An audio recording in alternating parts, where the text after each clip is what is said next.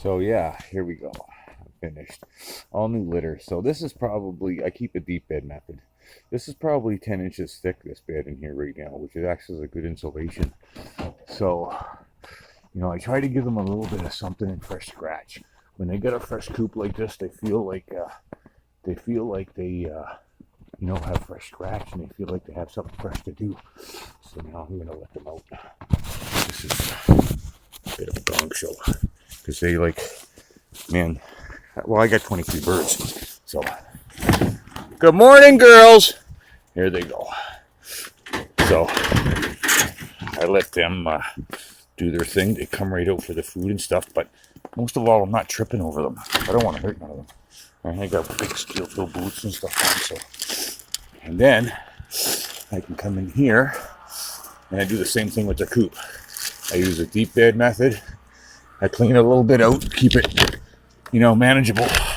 But when we get this much snow, it's even hard to keep the doors working. But they got their heater on. When it's minus 27 at night, man, you gotta give them some heat. So, hi girls, good morning, girls. So, how many I got? Watch out, baby, move. Got one egg here. This is the dirty, smelly part of the job. But, you know what? My breakfast machines rock. So I'm still getting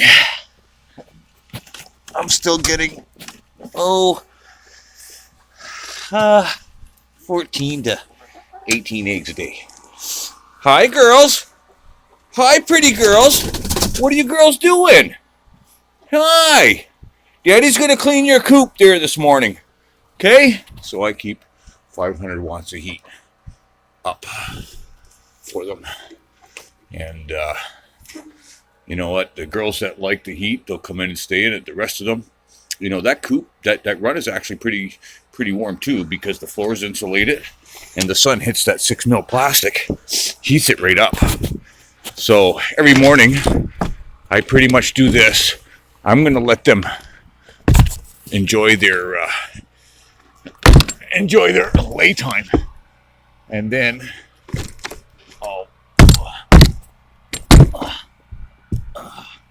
I hate the snow. Holy Jesus.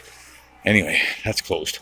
So anyway, I'll come back and give them some quiet time, and yeah, lay them out.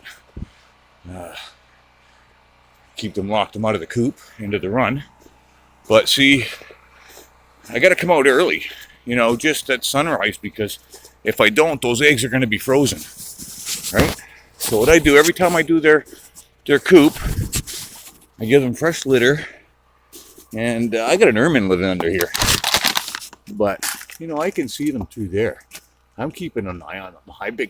Hi, Daddy's big cock over there. I see you.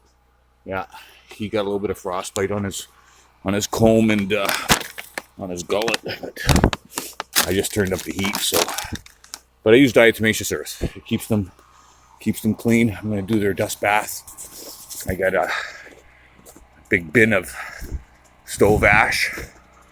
And I got the sand right there. I just picked that up yesterday.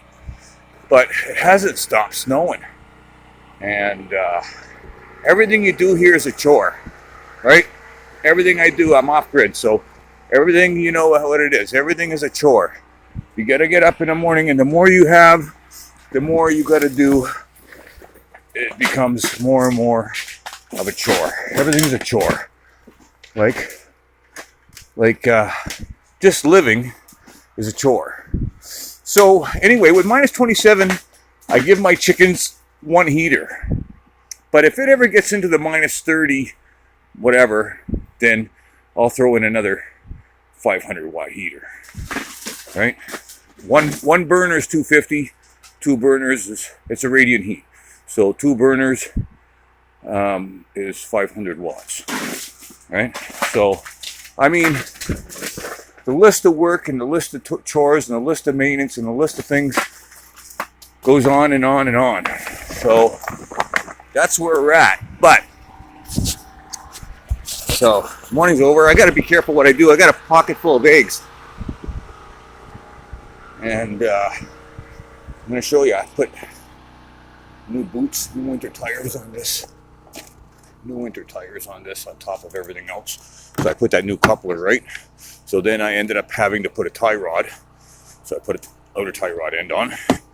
And I got, of course, all the dash and everything all back together. This is about 3 days later, last video. This is Thursday. I think I made that video on the weekend or something. So anyway, I go through it. So everything is, functioning and working as it should. I got a traction light on there, but that was before I did the ball joint. I haven't had a chance to put the computer back on it, but I still got that the airbag light. So with what else I've checked over and got done so far, I've been dealing with snow. I haven't really had a chance to work on this anymore. I put it all back together, put the column back up. No more clunking. It's nice and quiet. No more clunking and rattling, because that's what happens when the coupler goes. That's all you hear is clunking and rattling. But the thing is, I'm going to tell you something right now. When you leave that coupler go and you let it go any length of time and you end up with anything else going on, you're going to get this problem. That airbag light, nothing to do with the airbag. Check this out. No controls working on the wheel. Nothing's working. Oh, no, nothing. No horn. Okay, so once that, this is an easy diagnostic. I don't even need the computer to tell me what's going on here. Because of that coupler being bad and rattling for so long, it took out the clock spring. The clock spring is just like an extension cord that goes down to a control unit that's down in the front or whatever. Anyway, like a computer. So everything that's in here in this wheel plugs into a clock spring. All it is a big ribbon in the wheel, and it follows your wheel rotation, right? It's designed to, it works kind of like a clock, as a spring-loaded clock, and once you wind up kind of thing, and it's kind of like that. So anyway, it's just ribbon inside, and yeah, they can mess up really easily once this thing starts rattling like it was. So anyway, that's a success. That's a fix. That's a big job. You take this job, you take a coupler in to any mechanic, and man, you're going to pay some money. Okay, so that's that. I wanted to share that with you before I forgot about it. So,